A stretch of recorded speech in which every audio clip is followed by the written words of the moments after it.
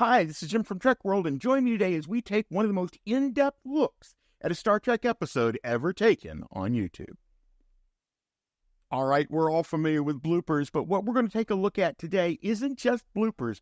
We're going to take a look at any time something appears to be just slightly off in an episode. It may be a blooper, it may be a continuity error, it may be a plot point that everybody missed. But along the way, we will talk about some things no one else on YouTube has ever talked about before. So pull up a chair and remember why we are Star Trek fans, as well as why we have the reputation for analyzing every last frame. Join me today as we take a look at what are little girls made of.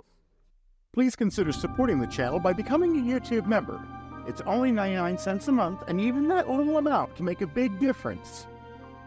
If you would like to support the channel further and gain access to special content, events, features, and merchandise that are only available to patrons, please join us over at Patreon at patreon.trek-world.com.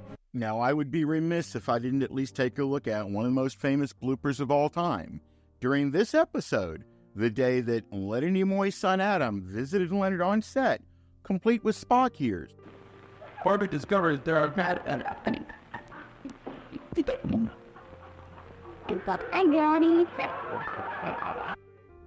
So the first thing we're going to take a look at is an oddity that Bill Shatner has with his communicator. And we've seen this kind of thing before, but this is a new take. He flips the communicator open and the lid flies all the way back. This is one of the few times you'll see it like this in the series. Now, a few minutes later in the episode, he opens this communicator again, and this time it opens properly. Ladies and gentlemen, I present to you Crewman Matthews, the first red shirt to die in active duty. And consider this unusual white-handled phaser. We'll talk about it in a few moments. In yet a true blink and you'll miss it moment, there's a slight editing glitch where William Shatner's body mysteriously disappears for a full 19 frames. We've all seen the photographs. I don't think I need to say any more other than, really? In a continuity error, Kirk leaves his quarters with his command pack as he heads towards the transporter, but when he shows up in the corridor just outside the door, it's missing. Now in this scene, for some particular reason, when they choose to show the close-up of Kirk, they reverse it. Notice that the blue is on the left instead of the right. If you have any videos, photos, or documents that you would like to donate to us, please feel free to send them to Jim at trek-world.com or submit them via the web at submit.trek-world.com. Now, this scene has been debated for years as fans believe that Corby's actually holding a Phaser 1 upside down, but I believe really there's more than meets the eye here. Notice when Corby gives the phaser to Kirk.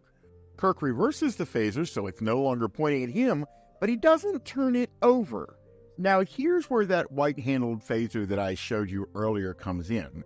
Desilu originally did 6 phaser props at the beginning of the series. They all featured a white handle and were very low detailed.